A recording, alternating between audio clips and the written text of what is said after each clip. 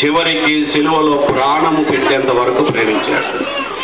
ఈ లోకంలో ఎవరు ప్రేమించరండి, అంత ప్రేమ యేసు ప్రభు చేశాడు. కాబట్టి ఆ ప్రేమ కావాలంటే ఈ యొక్క సాయంకాల సమయంలో ఆ ప్రేమ నీకు ఇంకా తెలియకపోతే దేవుడు నిన్ను ఈ సాయంకాలం పిలుస్తా ఉన్నాడు. ఆయన మత్తయి సువార్త 11:20 రాయబడింది, ప్రయాసపడి భారం మోసే ప్రజలారా నా యొద్దకు రండి, నేను మీకు విశ్రాంతినిస్తాను, నేను మీకు శాంతినిస్తాను, నేను మీకు సమాధానం ఇస్తాను అని ప్రభు అయిన యేసుక్రీస్తు తెలియజేస్తూ ఉన్నాడు.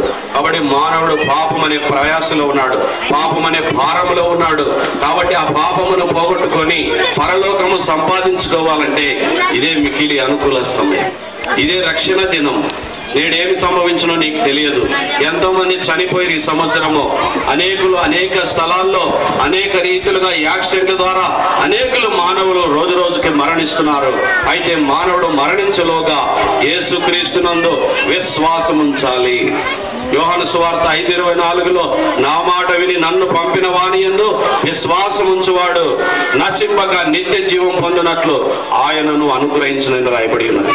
కాబట్టి యేసు మాటలు వింటున్న నీవు ఎవరైనా సరే, ఎటువంటి వాళ్ళైనా సరే, ప్రభు నిన్ను ప్రేమిస్తున్నాడు.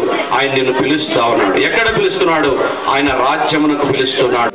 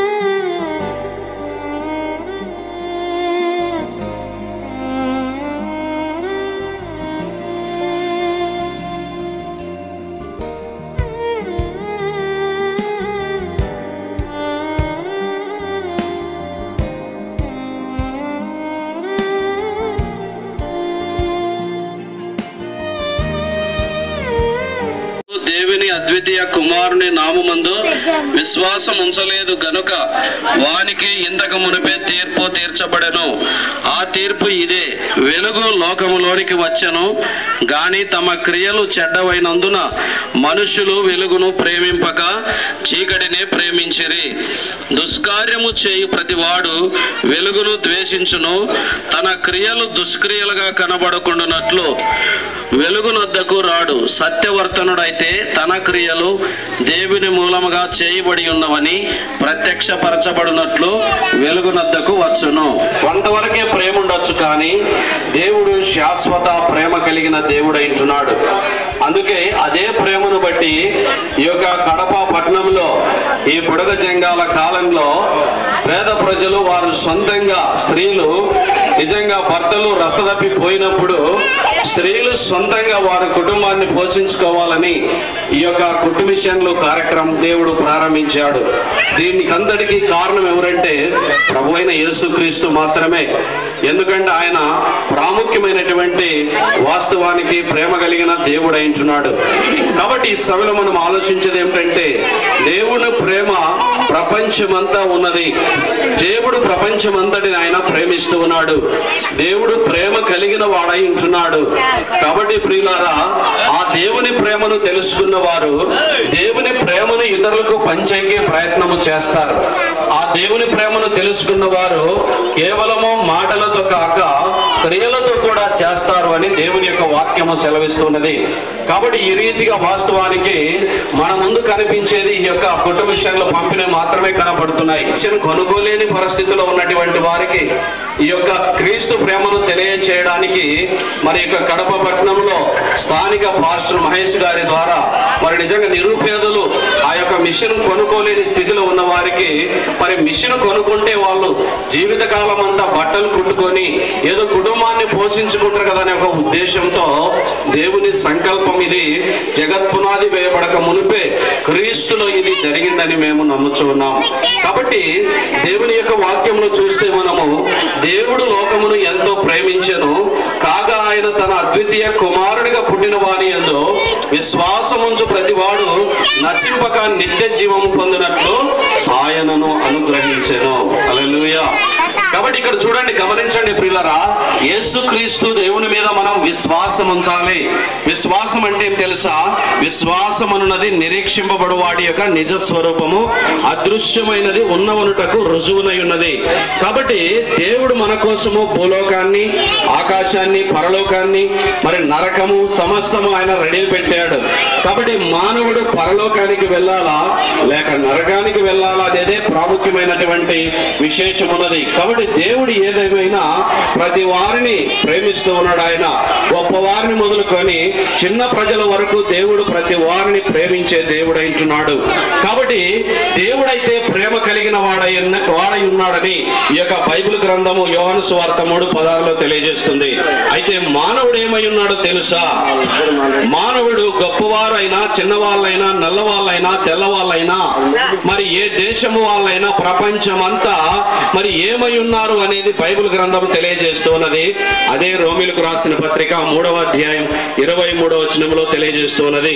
రోమ 3:23వ వచనంలో ఏ భేదము లేదు, అందరూ పాపము చేసి దేవుడు అనుగ్రహించే మహిమను పొందలేకపోతున్నారని దేవుని యొక్క వాక్యము సెలవిస్తున్నది. ప్రియులారా, బాగా గమనించండి, ఇక్కడ దేవుడు అంటే ప్రేమ కలిగిన వాడై ఉంటున్నాడు. అందుకే దేవుడు ఈ యొక్క ప్రజలను ప్రేమిస్తూ ఉన్నాడు. దేవుడు ప్రేమ కలిగిన వాడై ఉన్నాడు, మానవుడు పాపి అయి ఉన్నాడు. కాబట్టి ప్రియులారా, ఏ భేదం అంటే ఇక్కడ ఎవరు గొప్పలు సన్నులు అని లేదు, కానీ అందరూ పాపులు అని దేవుని యొక్క వాక్యము సెలవిస్తూ ఉన్నది. అయితే మానవుడు పాపమును పోగొట్టుకోవాలని ఎన్నో ప్రయత్నాలు చేస్తూ ఉన్నాడు.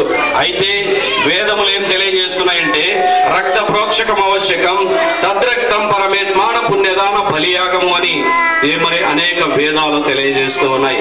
కాబట్టి ప్రియులారా, దేవుడు ప్రేమ కలిగిన వాడై ఉంటున్నాడు, మానవుడు పాపి అయి ఉంటున్నాడు. పాపం పోవాలంటే మనము ఏమి చేసినా పాపము పోదండి. మనము ఏమి చేసినా పాపము పోయేది కాదు. ఎందుకంటే పాపం అంటే ఏమిటంటే ఆజ్ఞ అతిక్రమమే పాపము. చేయకూడనిది చేయొద్దు, అది చేయొద్దంటే చేయడమే పాపము అని దేవుని యొక్క వాక్యంలో సెలవిస్తూ ఉన్నాం. మీకు తెలుసా, మరి సృష్టి ప్రారంభంలోన ఆదాము అవ్వలు దేవుడు చేయవద్దన్న పనే చేశారు. రోమిలకు రాసిన పత్రిక 5:12 ఇట్లుండగా ఒక మనుషుని ద్వారా పాపము ద్వారా మరణమును లోకములో ఎలాగూ ప్రవేశించునో అలాగుననే ఒక మనుషుడు పాపము చేసినందుకు మరణము అందరికీ సంప్రాప్తమైనని రాయబడి ఉన్నది. పాపములో జీవిస్తున్నాడు, పాపములోనే చనిపోతా ఉన్నాడు. అలా చనిపోయినట్లయితే అతనికి ఏముందంటే నిత్య నరకం అనేది ఉంది. అగ్ని ఆరదు, పురుగు సావదు, యుగ యుగములు అది కాలుతుంది. ప్రియులారా, మానవుడు చనిపోయినాక ఎవరు చూశారు, ఎక్కడ పోతారు, తక్కడో బిక్కడో అని అనేక రీతులుగా మానవుడు మోసపోతా ఉన్నాడు. బైబిల్ గ్రంథము గలతి పత్రిక 6:6 మోసపోకుడు దేవుడు వెక్కిరింపబడు, మనుష్యుడు ఏమి విత్తును ఆ పంటని పోయును అని తెలియజేశాడు.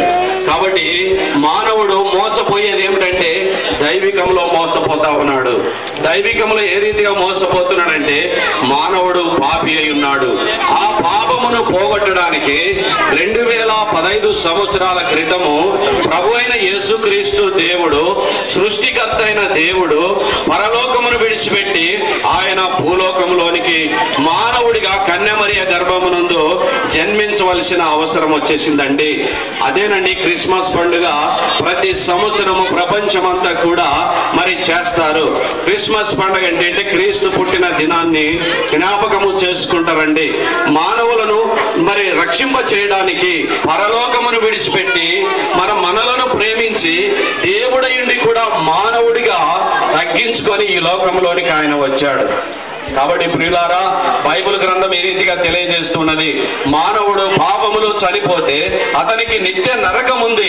ఆ నరకము నుంచి తప్పించడానికే యేసు ప్రభులు వారు ఈ లోకంలోనికి వచ్చారని దేవుని యొక్క వాక్యం తెలియజేస్తున్నది. మీకు అందరికి తెలుసు, మరి 1 తిమోతి 1:15 రాయబడినది, పాపులను రక్షించుటకు క్రీస్తు యేసు లోకమునకు వచ్చెను అంటారు. పాపులంటే చాలా మంది అనుకుంటారు, పాపం చేసే వాళ్ళు చిన్న చిన్న ప్రజలు అనుకుంటారు మానవులు. పాపులు ప్రతి మానవులండి. ఎందుకంటే ఏదేని తోటలో ఆదామవ్వలు దేవుడు తినవద్దన్న పండు తిన్నారు. ఆజ్ఞ అతిక్రమమే పాపము, పాపము వలన వచ్చు జీతము మరణమై ఉంటున్నదండి. ఇది తెలుసా, మనం పగలంతా పని చేస్తే అది కూలిస్తారు, అది జీతం అంటారు. కాబట్టి పాపము వలన వచ్చు జీతము మరణం ఉంది. ఆ మరణమే నిత్య నరకం అంటే. నిత్య నరకము అగ్నిగుండం అండి. ఆ యొక్క అగ్నిగుండాన్ని తప్పించడానికి నీ కోసము నా కోసము మనందరి కోసము ప్రభు అయిన యేసుక్రీస్తు సిలువలో మరణించాడు. హల్లెలూయా, హల్లెలూయా. అలిసిపోయారా? వినికి ముగిస్తాం. యేసుక్రీస్తు ప్రభుల వారు ఏమయ్యారు చెప్పండి? సిలువలో మరణించాడు. ఆయన సిలువలో మరణించి రక్తము కార్చాడండి. ఆ రక్తమే పరిశుద్ధుని యొక్క రక్తము. తద్రక్తం పరమేత్మాన పుణ్యదాన బలియాగము అంటే ఆ రక్తము యేసు ప్రభువుదే. మేకలది, మరి పశువులది, జంతువులది రక్తం చిందించి పాపం పోగొట్టుకుంటానంటే అయ్యే పని కాదు. ఎందుకంటే యేసు ప్రభు దేవుడు సర్వ మానవాళి కోసం ఆయన సిలువలో మరణించి సమాధి చేయబడి ఆయన తిరిగి లేచాడు. ప్రపంచంలో ఎవరైనా సమాధిలో నుంచి తిరిగి లేచినారంటే యేసుక్రీస్తు ప్రభుల వారు మాత్రమే సమాధిలో నుంచి ఆయన తిరిగి లేచారు. కాబట్టి ఎవరైతే ఆయన యందు విశ్వాసం ఉంచుతారో, ఎవరైతే ఆయనను నమ్ముకుంటారో, ఎవరైతే ఆయనను వెంబడిస్తారో అటువంటి వారికి మోక్ష రాజ్యము దొరుకుతుందని బైబిల్ గ్రంథము సెలవిస్తూ ఉన్నది. బైబిల్ గ్రంథంలో యేసు ప్రభు చెప్పాడు, యోహాను సువార్త 14:6లో, మోక్షానికి ఒక మానవుడు రావాలంటే నేనే మార్గము, సత్యము, జీవము, నా ద్వారా తప్ప ఎవరు కూడా రారు అని యేసుక్రీస్తు ప్రభుల వారు చెప్పారు. కాబట్టి దేవుడు అంటే ప్రేమ కలిగిన వాడై ఉన్నాడు. అందుకనే మరి బ్యానర్ మీద ఒక వాక్యం ఉంది చూడండి, కీర్తన 90:17 చదవండి ఎవరైనా. మా దేవుడైన యెహోవా ప్రసన్నత మా మీద ఉండునుగాక, మా చేతి పనిని మాకు స్థిరపరచుము అని రాయబడి ఉన్నది. ప్రపంచంలో ఎంతో మంది కష్టపడి పని చేస్తారు, కానీ తిరిగిపోయిన సంచిలో డబ్బులు వేసినట్లుగా ఉంటుంది. ఎందుకంటే పాపమునకు బానిసలయ్యారు. 40-50 వేల రూపాయలు జీతం వస్తే వాళ్ళంతా త్రాగుడుకు బానిసలై ఎంతో మంది నిజంగా వాళ్ళు వాస్తవానికి నెలసరి జీతం వచ్చేసరికి ఎదురు చూసినట్ల పాపములో జీవిస్తున్నారు. ఎందుకంటే దేవుని యొక్క వాక్యం సెలవిస్తున్నది, కీర్తన 128 యెహోవా యందు భయభక్తులు కలిగి ఆయన త్రోవల యందు నడుచువారు ధన్యులు, నిశ్చయముగా నువ్వు నీ చేతుల కష్టాన్ని అనుభవిస్తావు అని దేవుడు చెప్పాడు. ఈరోజు చాలా మంది కష్టపడతారు, ఎవరో సంపాదిస్తారు, ఎవరో తింటారు. ఎందుకు కష్టాన్ని వాళ్ళు తినలేకపోతున్నారంటే నిజమైన దేవుని యందు భయము, భక్తి లేదు. పాపములో వాళ్ళు జీవించడం ద్వారా దాన్ని పొందుకోలేకపోతున్నారు. అపోస్తుల కార్యము 18:3 బలమైన అపోస్తులైన పౌలు యూదా మతస్థుడు వాస్తవానికి ఆయన డేరాలు కొడుతూ కుట్టు మిషన్ల ద్వారా ఆయన డబ్బు సంపాదించి దేవుని సువార్తను ప్రకటించినట్లుగా బైబిల్లో చూస్తా ఉన్నాం. ద్వారా కనబడిన ఒక స్త్రీ నిజముగా మరి మంచి ఆ యొక్క కుట్టు మిషన్ల ద్వారా జీవించి మంచి పేరు సంపాదించుకొని జీవించినట్లుగా మనము వాస్తవానికి చూస్తా ఉన్నాం. బైబిల్లో ఎంతో మంది స్త్రీలు మరి అపోస్తులైన పౌలు ఈ యొక్క కుట్టు మిషన్ల ద్వారా నిజంగా పోషించబడి వారు సేవలో ముందుకు వెళ్ళినట్లుగా చూస్తా ఉన్నాం ప్రియులారా. కాబట్టి దేవుడు మరి ఈ యొక్క సాయంకాల సమయంలో నిన్ను, నన్ను, మనందరినీ ప్రేమిస్తూ ఉన్నాడు. ఆయన అధికారులు మరి ముఖ్యంగా ప్రేమిస్తూ ఉన్నాడు. ఎందుకంటే అధికారులు వారు జ్ఞానము కలిగి ప్రజలను పరిపాలించి ప్రజలను సరైన మార్గంలో నడిపించాలని దేవుడు గొప్పగా వారిని ఎన్నుకున్నాడు. సీట్ల మీద కూర్చునిపెట్టాడు, ఆశీర్వదించాడు దేవుడు. వారు నిజంగా దేవుడు ఎంతగానో ప్రేమిస్తూ ఉన్నాడు. ఎంతవరకు ప్రేమించాడంటే చివరికి సిలువలో ప్రాణము పెట్టేంత వరకు ప్రేమించాడు. ఈ లోకంలో ఎవరు ప్రేమించరండి, అంత ప్రేమ యేసు ప్రభు చేశాడు. కాబట్టి ఆ ప్రేమ కావాలంటే ఈ యొక్క సాయంకాల సమయంలో ఆ ప్రేమ నీకు ఇంకా తెలియకపోతే దేవుడు నిన్ను ఈ సాయంకాలం పిలుస్తా ఉన్నాడు. ఆయన మత్తయి సువార్త 11:20 రాయబడింది, ప్రయాసపడి భారం మోసే ప్రజలారా నా యొద్దకు రండి, నేను మీకు విశ్రాంతినిస్తాను, నేను మీకు శాంతినిస్తాను, నేను మీకు సమాధానం ఇస్తాను అని ప్రభు అయిన యేసుక్రీస్తు తెలియజేస్తూ ఉన్నాడు. కాబట్టి మానవుడు పాపం అనే ప్రయాసలో ఉన్నాడు, పాపం అనే భారంలో ఉన్నాడు. కాబట్టి ఆ పాపమును పోగొట్టుకొని పరలోకము సంపాదించుకోవాలంటే ఇదే మిక్కిలి అనుకూల సమయం, ఇదే రక్షణ దినం. నేడేమి సంభవించినో నీకు తెలియదు. ఎంతో మంది చనిపోయి ఈ సంవత్సరము అనేకులు అనేక స్థలాల్లో అనేక రీతిలుగా యాక్సిడెంట్ ద్వారా అనేకులు మానవులు రోజు రోజుకి మరణిస్తున్నారు. అయితే మానవుడు మరణించలోగా యేసుక్రీస్తునందు విశ్వాసం ఉంచాలి. యోహాను సువార్త 5:24 నా మాట విని నన్ను పంపిన వాని యందు విశ్వాసం ఉంచువాడు నశింపక నిత్య జీవం పొందినట్లు ఆయనను అనుగ్రహించినని రాయబడి ఉన్నది. కాబట్టి యేసు మాటలు వింటున్న నీవు ఎవరైనా సరే, ఎటువంటి వాళ్ళైనా సరే, ప్రభు నిన్ను ప్రేమిస్తూ ఉన్నాడు. ఆయన నిన్ను పిలుస్తా ఉన్నాడు. ఎక్కడ పిలుస్తున్నాడు? ఆయన రాజ్యమునకు పిలుస్తున్నాడు. భూలోకమంతా ఒక రోజు నాశనం అయిపోతుందండి. ఇది నిలబడేది కాదు, నాశనం అయిపోతుంది. బైబిల్లో నీటిగా రాయబడింది, పంచభూతాలు నాశనం అయిపోతాయి, క్రొత్త భూమి క్రొత్త ఆకాశం రాబోతుంది. అది ఎప్పుడు జరుగుతుందో ఎవరికి తెలియదు, అన్ఎక్స్పెక్టెడ్ జరిగిపోతుంది. అనేక ప్రాంతాల్లో భూకంపాలు వస్తున్నాయి, వర్షాలు విపరీతం కురుస్తున్నాయి, కొన్ని ప్రాంతాల్లో అసలు భోజనం లేదు. కాబట్టి దీని అంతటి కారణం ఏమిటంటే ప్రపంచము నాశనం అయిపోతుంది. కారణం ఏమిటంటే పాపము భయంకరంగా భూమి భారము భరించలేకపోతుంది. కాబట్టి ప్రియులారా, అయ్యలార యొక్క సాయంకాల సమయంలో నీవెవరైనా సరే, యేసు నిన్ను పిలుస్తున్నాడు, నిన్ను ప్రేమిస్తున్నాడు. ఆయన దగ్గరికి రా. ఆయన దేవుడు వాక్యం దీవించి ఆశీర్వదించును గాక. ప్రార్థన చేసుకుందాం. కళ్ళు మూసుకునండి, ప్రార్థన చేసుకుందాం. మహాపరిశుద్ధుడు అయిన మా దేవ, మీకు వందనాలు, స్తుతులు, స్తోత్రములు చెల్లిస్తూ ఉన్నాం. ఈ సమయంలో తండ్రి, దీనుండి నన్ను సిలువ సాటును మరుగుపరిచి మీరు వాడుకోమని ప్రార్థన చేస్తూ ఉన్నాం. వచ్చిన వారందరినీ, నాయకుల్ని, ప్రభు అధికారులను దీవించి ఆశీర్వదించండి నాయన. కుటుంబ విషయంలో తండ్రి నేర్చుకోవడానికి వచ్చిన నీ బిడ్డల్ని, నేర్పించిన టీచర్ని, మరి ప్రభు ప్రోత్సహించినటువంటి నాయన మరి హరినాథ్ గారిని, జయశ్రీ మేడం గారిని మీరు ఆశీర్వదించండి దేవా. మరి ఈ సమయంలో ముఖ్యంగా నేటివ్ మినిస్ట్రీ నాయకులు ఆశీర్వదించి దీవించమని ప్రార్థన చేస్తూ ఉన్నాం.